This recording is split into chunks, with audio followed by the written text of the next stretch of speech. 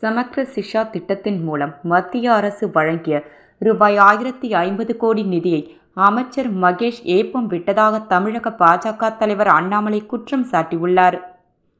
இது தொடர்பாக அவர் வெளியிட்டுள்ள அறிக்கையில், பிரதமர் மோடி நமது குழந்தைகள் அனைவருக்கும் தரமான சமமான கல்வி கிடைக்க வேண்டுமென்ற நோக்கத்தில் கடந்த 2018-2019 ஆண்டு சமக்ர சிக்ஷா திட்டத்தை கொண்டு வந்தார்.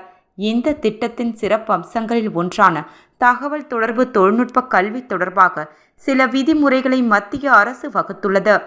கடந்த 3 ஆண்டுகளில் அரசு மற்றும் அரசு உதவி பெறும் பள்ளிகளில் தகவல் தொடர்பு தொழில்நுட்ப கல்வி பாடத்திட்டத்திற்காக மத்திய அரசு தமிழகத்திற்கு வழங்கியுள்ள நிதி ரூபாய் 1050 கோடி. திமுகவின் கூட்டணி கட்சிகளான கம்யூனிஸ்டுகள் ஆட்சி செய்யும் போது கேரள மாநிலத்தில் தமிழ் உட்பட மும்மொழிகளில் 6ஆம் வகுப்பிலிருந்தே தகவல் தொடர்பு தொழில்நுட்ப கல்வி பாடம் உள்ளது. குறைந்தபட்சம் கேரள மாநிலத்திடம் இருந்து தமிழில் இருக்கும் அந்த பாட நூலையாவது வாங்கி நமது 6ஆம் வகுப்பு மாணவர்களுக்கு கொடுத்திருக்கலாம். ஆனால் திமுக செய்திருப்பது என்ன?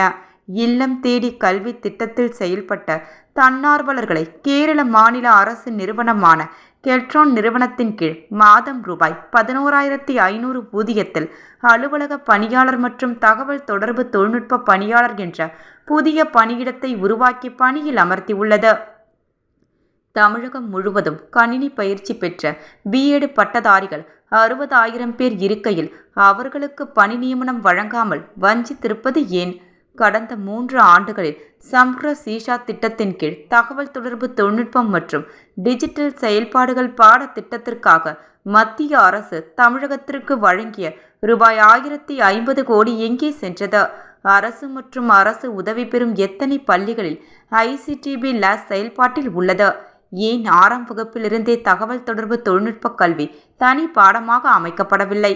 இது குறித்து பள்ளி கல்வித்துறை அமைச்சர் பொதுமக்களுக்கு தெளிவுபடுத்த கடமைப்பட்டிருக்கிறார். இவ்வாறு அண்ணாமலை கூறியுள்ளார்.